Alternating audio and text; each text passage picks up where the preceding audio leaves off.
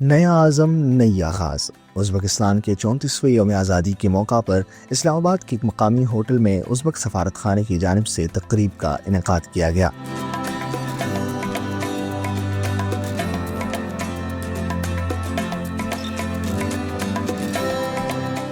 تقریب میں مختلف ممالک کے سفارتکاروں اور پاکستان کے مختلف شعبوں سے وابستہ افراد نے شرکت کی۔ وزیر ریلوے پاکستان حنیف عباسی تقریب میں بطور مہمان خصوصی شریک ہوئے۔ 34th anniversary of the independence of the Republic of Uzbekistan۔ تقریب سے خطاب کرتے ہوئے ازبک سفیر علی شیر تختایوف نے کہا کہ یہ صرف آزادی کا دن نہیں بلکہ لاکھوں خاندانوں کے خوابوں کی تکمیل کا دن ہے۔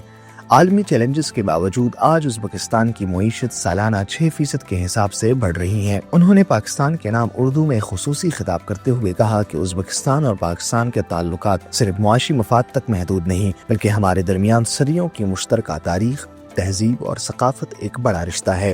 مجھے پورا یقین ہے کہ ازبکستان اور پاکستان ہمیشہ شانہ بشانہ چلیں گے۔ دو برادر ممالک کا طرح جو ایک دوسرے کی کامیابیوں پر دل سے خوش ہوتے ہیں اور ایک مشترکہ مستقبل کے امید رکھتا ہے۔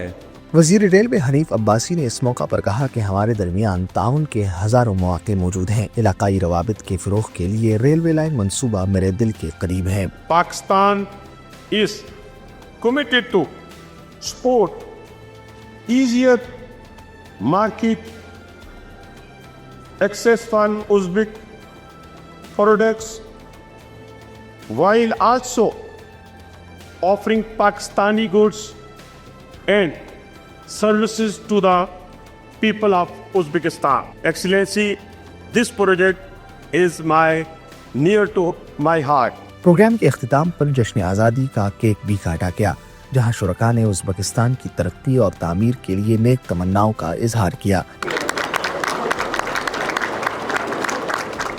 جبکہ مہمانوں کے اعزاز میں ازبک فنکاروں کی جانب سے ثقافتی پروگرام بھی پیش کیے گئے۔